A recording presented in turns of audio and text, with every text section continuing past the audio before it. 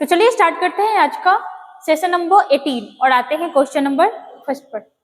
देखिएगा question number first क्या बोल रहा है। भारत के नियंत्रक महालेखा परीक्षक पद का सृजन किया गया है। भारत के नियंत्रक और महालेखा परीक्षक, जिसको आज हम लोग किस नाम से जानते हैं, तो आज जानते हैं CAG के नाम से, कंट्रोलर एंड ऑडिटर जनरल। देखिएगा थोड़ा सा यहाँ पे CAG, controller and auditor general mainly इनका काम क्या होता है। तो देखिएगा सबसे पहले तो ये पद 1857 में, सबसे पहले ये पद 1857 में केनिंग के समय में ही बनाया गया था। ठीक है, केनिंग के समय में बनाया गया था। लेकिन आगे जाकर के 1919 ईस्वी में जो एक्ट आया था, ठीक है, 1919 ईस्वी में भारत शासन अधिनियम, इसके तहत इसको फाइनली बना दिया गया कि हाँ भाई लेखा जोखा करने का काम कौन करेगा, तो यही करेगा नियंत्रक और महालेखा परीक्षक। ठीक है, जैसे और अगर हम लोग देखें इसके बारे में तो इसका काम क्या होता है। इसका काम होता है केंद्र और राज्य सरकार के खातों का लेखा जोखा करना किसका काम होता है, तो ये होता है CAG का। ठीक है, जैसे और हम लोग देख सकते हैं CAG के बारे में, इनका जो टेन्योर होता है, इनका जो कार्यकाल होता है, ये कितना होता है, तो या तो ये 6 वर्ष तक अपने पद पे रहेंगे या 65 साल की आयु तक अपने पद पे रहते हैं CAG। ठीक है, इनकी नियुक्ति किसके द्वारा होती है, तो राष्ट्रपति के द्वारा होती है। इनको हटाया कैसे जाएगा, तो जैसे सुप्रीम कोर्ट के जज को हटाया जाता है, जिस प्रक्रिया के द्वारा सुप्रीम कोर्ट के जज को जिस प्रक्रिया के द्वारा हटाया जाता है, वैसे ही आपका CAG को भी हटाया जाता है। अभी CAG कौन है, तो अभी है आपके गिरीश चंद्र मुर्मू। ठीक है, अभी जो है गिरीश चंद्र मुर्मू CAG है। और इनके बारे में एक चीज और आप याद रखोगे कि ये आदमी जम्मू कश्मीर के पहले उपराज्यपाल है। ठीक है, अब देखो आपसे और भी कुछ क्वेश्चन बनेगा आपका कि इनका चर्चा कहाँ किया गया है। इनका चर्चा किया गया है भाग 5 में। ठीक है, भाग 5 में CAG का चर्चा किया गया। आर्टिकल पूछेगा तो आर्टिकल हो जाएगा आपका 148 से लेकर के 151 के बीच में।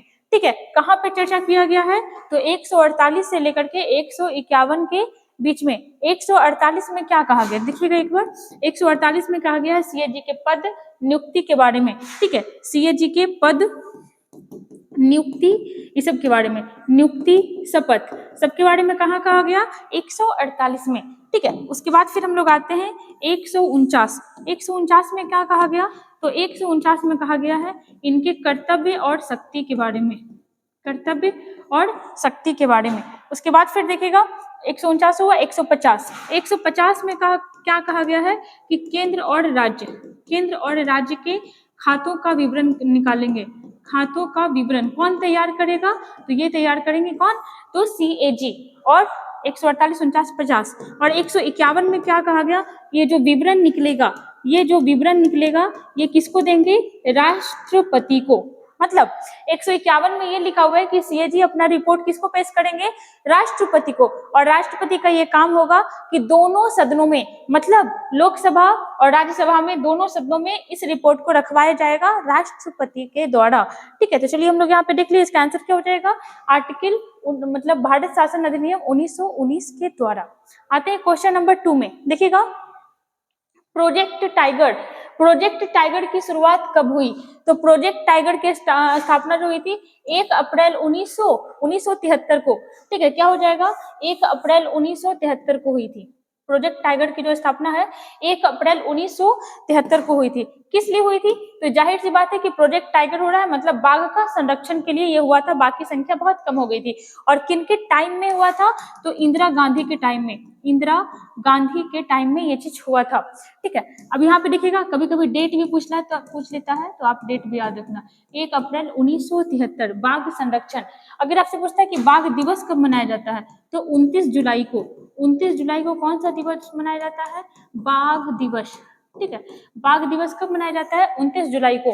देखिएगा बाघ का जनगणना भी होता है। ठीक है, बाघ गणना। ठीक है, बाघ गणना होता है और कब होता है, तो प्रत्येक 5वें वर्ष, प्रत्येक 5वें वर्ष होता है। अभी 2022 का एक रिपोर्ट आया था, इससे पता चला था कि भारत में अभी कितने बाघ हैं, तो 3167। अभी भारत में इतने बाघ हैं 2022 के रिपोर्ट के अनुसार।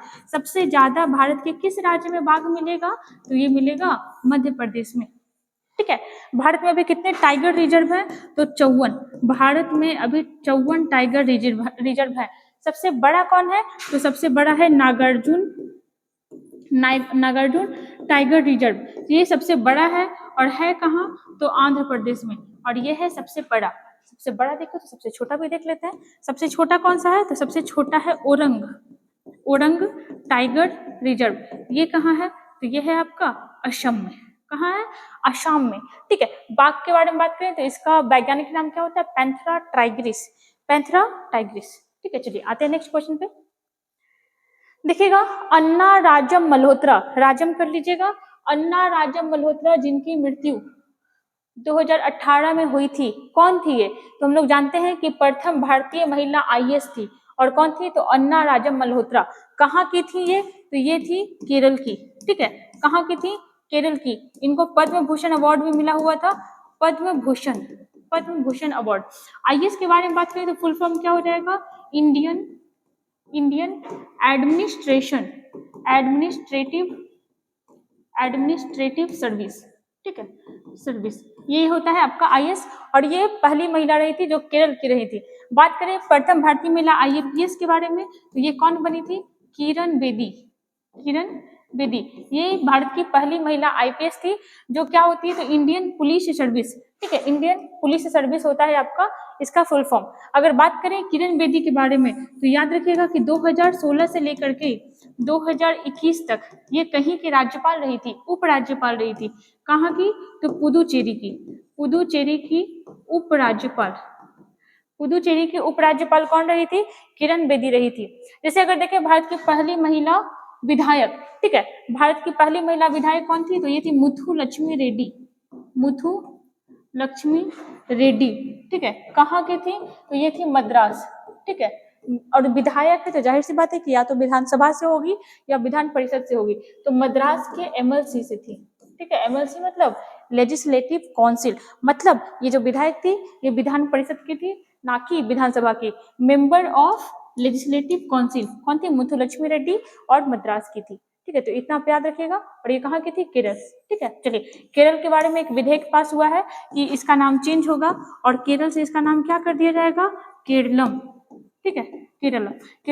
क्यों, पहले यहाँ पे चेर शासक का शासन हुआ करता था, चेर शासक का। ठीक है, जब दक्षिण भारत का इतिहास पढ़ोगे ना, वहाँ पे चेर देखने को मिलता है। कभी कभी इनका प्रतीक चिन्ह पूछ लेता है, क्या हो जाएगा, धनुष या तीर, इनका प्रतीक चिन्ह होता है। और चेर शासक ही एक था सेन गुटवन। इसने एक पूजा स्टार्ट करवाया था जिसको बोलते थे कनगी पूजा, या इसी को कहा जाता था पत्नी पूजा। ठीक है, पत्नी पूजा, याद रखोगे आप इतना। आते हैं क्वेश्चन नंबर 4 पर। देखिएगा 4 नंबर क्या बोल रहा है, हेपेटाइटिस किसके कारण होता है, हेपेटाइटिस, तो ये आपका वायरस से होने वाला रोग है। हेपेटाइटिस किसको प्रभावित करता है, तो लीवर को। किसको प्रभावित करता है, लीवर को। ठीक है, कैसे होता है, तो दूषित पानी या भोजन से आपका क्या होता है, हेपेटाइटिस। कितने प्रकार के होते हैं, तो 5 प्रकार का होता है, ABCDE होता है ना। हेपेटाइटिस बी हो गया, सी हो गया, सब ज्यादा सुनने को मिलता है। 5 प्रकार का हेपेटाइटिस का अपना अपना ओरिजिन होता है, इसका कंपोजिशन होता है ABCDE। अगर बात करें लीवर के बारे में, ठीक है, तो अपने बॉडी का सबसे बड़ा ग्रंथि कौन सा है, तो लीवर।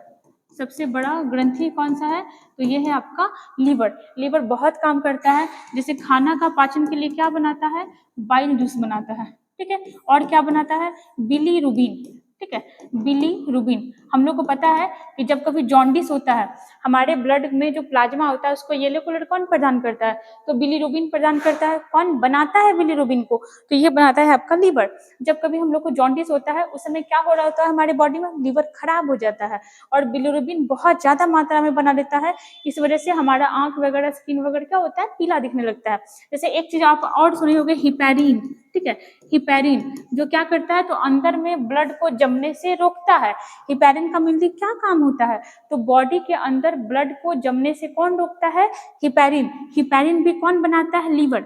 लेकिन हिपैरिन के बारे में आप याद रखोगे, इसको दो चीज मिलकर बनाता है। पहला तो लीवर भी बनाता है थोड़ा बहुत, और ज्यादा कौन बनाता है, ज्यादा बनाता है बेसोफिल। ठीक है, अब बोलोगे बेसोफिल क्या है, तो भाई जो बेसोफिल है ये WBC का एक प्रकार है।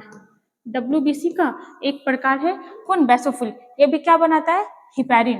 ठीक है, तो याद रखिएगा कि लीवर अपने बॉडी का बहुत बहुत इंपॉर्टेंट पार्ट है। आते हैं क्वेश्चन नंबर, इसका आंसर क्या हो जाएगा, ऑप्शन नंबर सी। चलिए आगे आते हैं क्वेश्चन नंबर 5 पर। देखिएगा, जागोई नृत्य किस राज्य का लोक नृत्य है। जागोई नृत्य, तो ये हो जाएगा आपका मणिपुर का। मणिपुर का, मणिपुर को और किस नाम से जाना जाता है, तो gateway of India. Gateway of India तो नहीं कहेंगे, गेटवे ऑफ ईस्ट। ठीक है, मतलब पूर्वोत्तर का द्वार, गेटवे ऑफ ईस्ट। अरे, गेटवे ऑफ ईस्ट के नाम से किसे जाना जाता है, तो मणिपुर को। मणिपुर की राजधानी क्या हो जाएगी, इम्फाल। ठीक है, इम्फाल। मणिपुर में एक झील है जिसका नाम क्या है, लोकटक झील। लोकटक झील।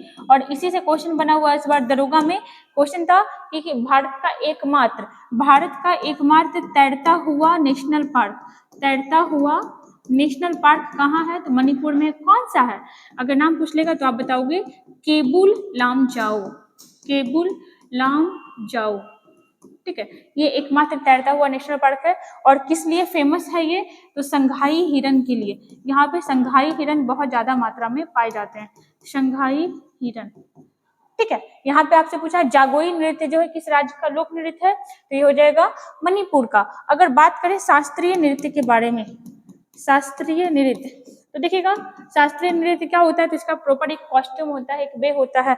आइए थोड़ा सा हम लोग देखते हैं शास्त्रीय नृत्य के बारे में। अगर बात करें मोहिनी अट्टम, मोहिनी अट्टम, ठीक है, मोहिनी अट्टम और कथकली, कथकली ये कहाँ का शास्त्रीय नृत्य है, तो ये है आपका केरल का। ठीक है, उसके बाद आइएगा भारतनाट्यम, भारतनाट्यम ये कहाँ का है, तो ये का है आपका तमिलनाडु का, तमिलनाडु का। उसके बाद फिर आता है आपका कुचिपुड़ी, कुचिपुड़ी ये कहाँ का है, ये है आपका आंध्र प्रदेश का। फिर हो जाएगा आपका उड़ीसी, उड़ीसी ये कहाँ का है, ये है आपका उड़ीसा का। फिर एक होगा आपका सत्रिया, सत्रिया कहाँ का है, तो ये है आपका असम का, सत्रिया है आपका असम का। एक हो जाएगा आपका कथक, कथक ये है उत्तर भारत का। ठीक है, उत्तर भारत। कितने हो गए 2 3 4 5 6। ठीक है, अभी और होगा, क्या क्या देख लिए, मोहिनीअट्टम कथकली हो गया आपका केरल का, भरतनाट्यम हो गया तमिलनाडु का, कुचिपुड़ी हो गया आंध्र प्रदेश का, उड़ीसा हो गया, उड़ीसी हो गया उड़ीसा का। ठीक है, सत्रिया हो गया आपका असम का। और फिर देखिएगा आपका ये कथक का हो गया उत्तर भारत का। और क्या हो जाएगा, और हो जाएगा आपका मणिपुरी। ठीक है, क्या हो जाएगा, मणिपुरी ये हो जाएगा आपका मणिपुर का। तो देखिएगा ये क्या हो जाएगा, एक होगा आपका मणिपुरी। ठीक है, ये हो जाएगा आपका मणिपुर का। ये क्या है, तो ये है आपका शास्त्रीय नृत्य। ठीक है, काउंट कर लीजिएगा कि कितने शास्त्रीय नृत्य होते हैं, कभी कभी एग्जाम में बस यही क्वेश्चन बन जाता है।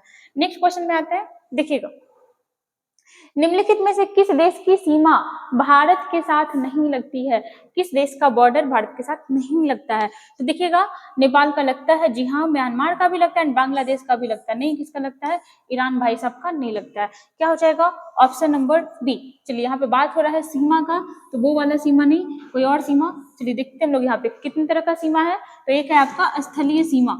ठीक है, स्थलीय सीमा। ठीक है, एक होता है आपका तटीय सीमा। ठीक है, तटीय सीमा। और एक होता है आपका द्वीपीय सीमा, द्वीपीय सीमा। ठीक है, चलिए अब हम लोग देखते हैं कि भारत का कितना कितना सीमा किसे किसे लगता है। तो 15,200 किलोमीटर सीमा भारत का स्थलीय सीमा है, जो अदर कंट्री के साथ लगता है।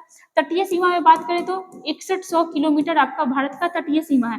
तटीय सीमा किसको कहते हैं, जो सीमा समुद्र के साथ लगता है उसको कहते हैं तटीय सीमा।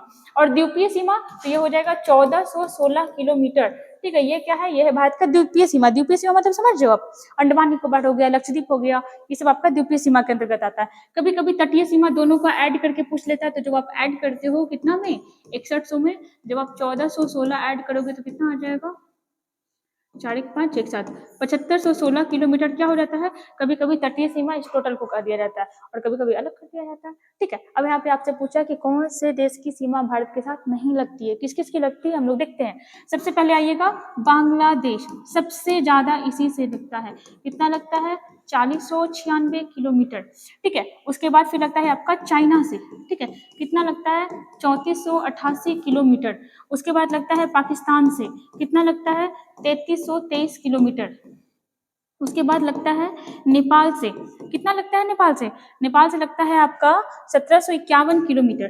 ठीक है, 1751 किलोमीटर। उसके बाद फिर हो जाएगा आपका म्यांमार से, म्यांमार से। ठीक है, 1643 किलोमीटर। ठीक है, कितने हो गए। उसके बाद फिर आ जाएगा आपका भूटान। ठीक है, भूटान से लगता है आपका 699 किलोमीटर। और फिर आपका बचा एक अफगानिस्तान, जिससे सबसे कम सीमा अपना भारत कवर करता है, कितना, तो ये हो जाएगा 106 किलोमीटर। ठीक है, तो आप याद रखना, कभी कभी आपसे इस बढ़ते क्रम घटते क्रम में भी पूछ लेता है। ठीक है, चलिए आते हैं क्वेश्चन नंबर 7 पर। देखिएगा, चार महान सत्य की अवधारणा किस धर्म से ली गई है, जिसको हम लोग कहते हैं चार आर्य सत्य। कहाँ से लिया गया, तो ये लिया गया है बौद्ध धर्म से। ठीक है, बौद्ध धर्म से चार महान सत्य, चार आर्य सत्य का क्या लिया गया, तो इससे कॉन्सेप्ट लिया गया। जैसे क्या क्या है, तो हो जाएगा आपका दुख। ठीक है, मतलब संसार में दुख है।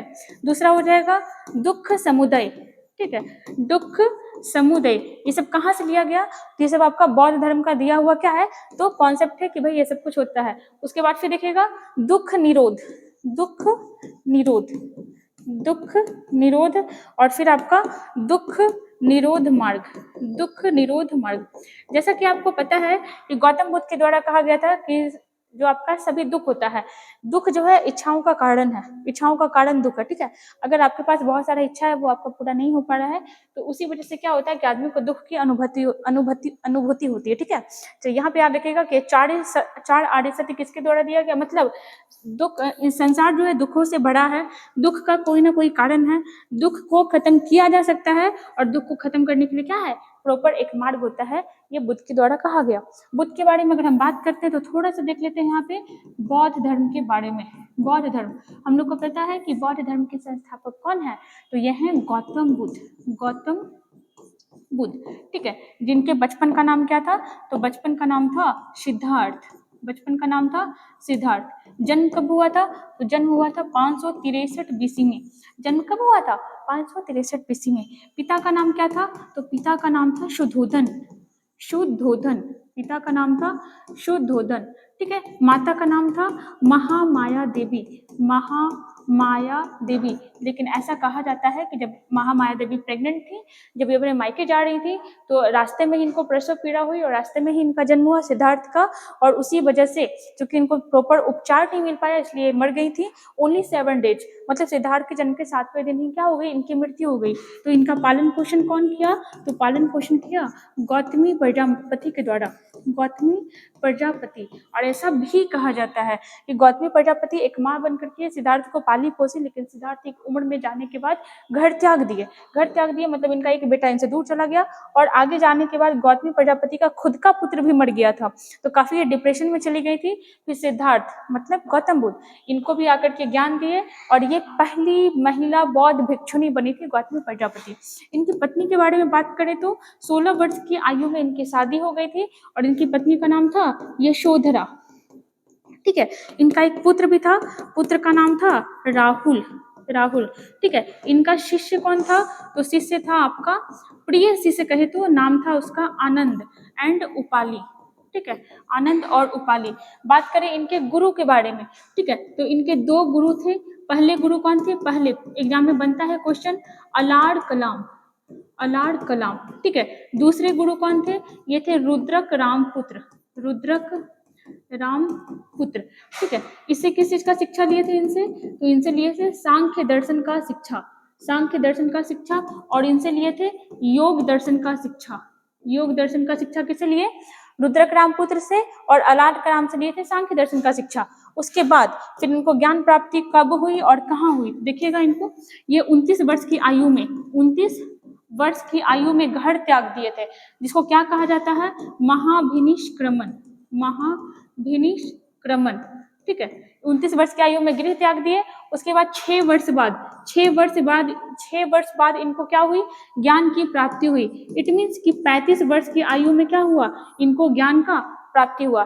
दो इंपॉर्टेंट चीज हम लोग भूल गए। क्या भूल गए? तो एक था सारथी इनका, ठीक है। असली ज्ञान प्राप्त तो इनको यही करवाया था। ऐसा कहा जाता है कि सिद्धार्थ के पापा उनको सब दुख से छुपा करके रखते थे कि उनका बेटा को कभी पता ही नहीं चले कि दुनिया में कुछ बीमार भी होता है, कुछ बूढ़ा भी होता है, कोई मरते भी है।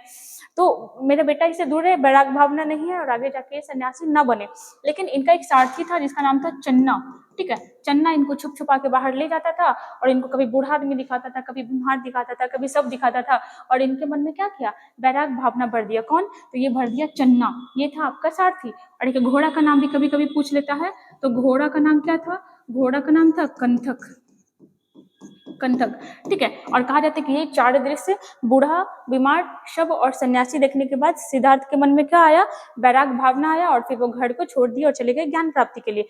29 वर्ष की आयु में गृह त्याग किए, 6 वर्ष इधर उधर भटके, और 35 वर्ष की आयु में इनको ज्ञान की प्राप्ति हुई। सारनाथ में जाकर के ये 5 ब्राह्मण को ज्ञान दिए, और उसी को क्या कहा जाता है?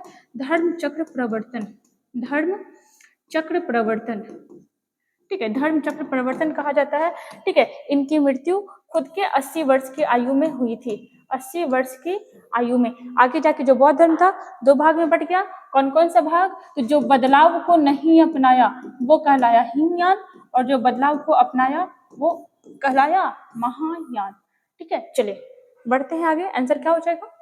बौद्ध धर्म। देखिएगा क्वेश्चन नंबर 8, धनश्री, धनश्री किसकी सहायक नदी है? देखो धनश्री हो गया, ठीक है। उसके बाद फिर आपका सुबनसिरी हो गया, सुबिनसिरी हो गया, मानस हो गया, लोहित हो गया, ठीक है, तिस्ता हो गया, दिहांग हो गया, ठीक है। ये सारा का सारा किसकी सहायक नदी है? तो ये है ब्रह्मपुत्र की सहायक नदी। किसकी?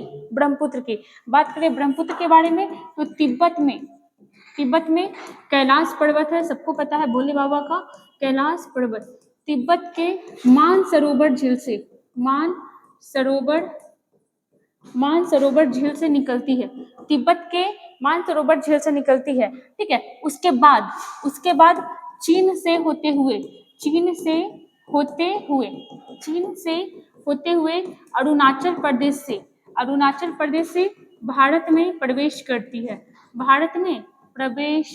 है, ठीक है। और ब्रह्मपुत्र नदी की लंबाई कितनी है? 2900 किलोमीटर। लेकिन आपको ये पता होना चाहिए कि भारत में ये कितना दूरी कवर करती है? भारत में ओनली 916 किलोमीटर दूरी कवर करती है, जबकि पूरी लंबाई कितनी है? 2900 किलोमीटर, ठीक है। पूरी दुनिया का सबसे बड़ा नदी द्वीप कहाँ है? तो यह है अपने भारत में। पूरी दुनिया का सबसे बड़ा नदी द्वीप कहाँ है? भारत में, ठीक है। और भारत में भी कौन सी है? माजुली द्वीप। यह है कहाँ पर? तो ये है ब्रह्मपुत्र नदी में। अगर आपसे पूछ लेगा कि ब्रह्मपुत्र नदी में कहाँ, किस राज्य में, तो ये हो जाएगा असम में, ठीक है। ये भारत में अरुणाचल प्रदेश से इंटर करती है, और अरुणाचल प्रदेश और असम में बहती है, और फिर यहाँ से बहते हुए जाकर के कहाँ गिर जाती है? तो बांग्लादेश से होते हुए आपका वो बंगाल की खाड़ी में नदी क्या होती है? गिर जाती है। याद रखिएगा option number C. Question number 9 पर आते हैं। देखिएगा थॉट्स ऑन पाकिस्तान पुस्तक के लेखक कौन है? तो ये है भीमराव अंबेडकर, बाबा भीमराव अंबेडकर। अगर बात करते हैं भीमराव अंबेडकर के बारे में तो देखिएगा इनका जो जन्म है कब हुआ था? 14 अप्रैल 1891 को मध्य प्रदेश के महू में हुआ था, ठीक है। दूसरा आपसे पूछेगा कि इनका डेथ कब हुआ था? तो डेथ हुआ था आपका 6 दिसंबर 1956 को, ठीक है। और कहाँ हुआ था? दिल्ली में, ठीक है। 6 दिसंबर 1956 की इनकी मृत्यु हुई थी दिल्ली में। अगर और इनके बारे में क्या देख सकते हैं, जैसे ये बौद्ध धर्म को फॉलोअर्स थे, बौद्ध धर्म को बाद में अपना लिए थे, ठीक है। उसके बाद फिर और क्या देख सकते हैं? भारत के पहले कानून मंत्री थे, भारत के पहले कानून मंत्री, भारत के पहले कानून मंत्री। ठीक है, प्रारूप समिति के अध्यक्ष थे, प्रारूप समिति के अध्यक्ष, प्रारूप समिति के अध्यक्ष थे। इन्होंने 2 शादी की थी। ठीक है, 2 शादी की थी। पहली पत्नी की मृत्यु हो गई थी 1935 में, उसके बाद फिर 1935 के बाद फिर बाद में और भी शादी किए थे, जिनकी दूसरी पत्नी का जो डेथ है 2003 में हुआ था। इनका जो समाधि स्थल था, ठीक है, उसको किस नाम से जाना जाता है? तो उसको नाम से जाना जाता है चैत्य भूमि। ठीक है, और फिर एक राज्य है अपना तमिलनाडु। तमिलनाडु घोषणा किया था कि 14 अप्रैल को समानता दिवस के रूप में मनाएंगे। किसको? 14 अप्रैल को समानता दिवस। ठीक है, और देखिएगा जो CAG है, शुरुआत वाले क्वेश्चन में हम लोग देखे थे CAG पद को ये सर्वोच्च अधिकारी बताए थे कि ये अधिकारी संविधान में सर्वोच्च अधिकारी है। ठीक है, दूसरा आर्टिकल 32 को इनके द्वारा संविधान का आत्मा कहा गया, संविधान का आत्मा। आपसे क्वेश्चन करेगा कि भीमराव अंबेडकर ने संविधान के किस अनुच्छेद को संविधान का आत्मा कहा, तो आप क्या बताओगे? आर्टिकल 32। और इसमें क्या दिया हुआ है? तो इसमें दिया हुआ है आपका क्या? संवैधानिक उपचारों का अधिकार, मतलब रीट जारी करने का अधिकार। राजेंद्र प्रसाद के बारे में बात करें तो संविधान सभा में ये अध्यक्ष थे। महात्मा गांधी के बारे में बात करें तो ये कोई भी संवैधानिक पद को नहीं पाना चाहते थे। ठीक है, और मोहम्मद अली जिन्ना, इनके बारे में याद रखिएगा, पाकिस्तान इन्हीं के जोर शोर से बना है। ठीक है, आते हैं क्वेश्चन नंबर 10 पर। देखिएगा क्वेश्चन नंबर 10, अमीबा किस जगत का प्राणी है? अमीबा। देखिए, बात करें अगर जगत के बारे में तो आप एक नाम सुनते होंगे, 1969 में एक आदमी का नाम आया, 1969 में। ठीक है, 1969 में 5 जगत वर्गीकरण किया गया। 5 जगत वर्गीकरण किया गया? किसके द्वारा? तो विटेकर के द्वारा। विटेकर के द्वारा क्या किया गया? 5 जगत वर्गीकरण, मतलब सर्वोच्च मतलब पूरे समुदाय को 5 भाग में बांटा गया। किसमें बांटा गया? तो प्रोटिस्टा में, प्रोटिस्टा। ठीक है, दूसरा मोनेरा, तीसरा कवक, चौथा पादप, और 5वां जंतु। ठीक है, जंतु वाले को मेटाजोआ भी कहा जाता है। मेटाजोआ, इसमें क्या आएगा? इसमें सारा जंतु आएगा। पादप में क्या आ जाएगा? तो पेड़ पौधा सारा इसी में आ जाएगा। कवक में, तो कवक के बारे में आप जानते हो ना, कवक का जो सेल बॉल होता है, कवक का जो सेल बॉल होता है, ये किसका बना होता है? काइटिन का बना होता है। ये क्वेश्चन बहुत बार एग्जाम में बना है। दूसरा देखिएगा मोनेरा। मोनेरा में जितने भी बैक्टीरिया हैं, ठीक है, वो इसी में आते हैं। ठीक है, बैक्टीरिया जो है आपका, ठीक है, जैसे नाम सुनते हैं ना, साइनोबैक्टीरिया, आर्कीबैक्टीरिया, वो सारा किस में आएगा? तो मोनेरा में आएगा। ठीक है, उसके बाद प्रोटिस्टा। प्रोटिस्टा के बारे में याद रखिएगा, अमीबा हो गया, प्रोटोजोआ हो गया, प्रोटोजोआ, वो सारा किस में आता है? तो ये आता है आपका प्रोटिस्टा जगत में। एक चीज और आप याद रखोगे, आप कभी ना कभी जरूर सुने होगे, अगर सेट बनाते होगे तो, युगलिना। ठीक है, युगलिना, इसको कहा जाता है कि यह पादप और जंतु के बीच का कड़ी है। युगलिना वो किस में आता है? तो युगलिना आता है आपका प्रोटिस्टा में। ठीक है, तो अपना आंसर क्या हो जाएगा? पूछ रहा है किसके बारे में? अमीबा। अमीबा किस में आ रहा है? तो ये आ रहा है प्रोटिस्टा में, ऑप्शन नंबर सी। ठीक है, चलिए आगे देखते हैं। आगे देखिएगा, चलिए यहाँ पे हमारे 10 क्वेश्चन कंप्लीट हुआ विद फैक्ट के साथ। वैसे ही हमारे साथ बने रहिए, जुड़े रहिए, पढ़ाई करते रहिए।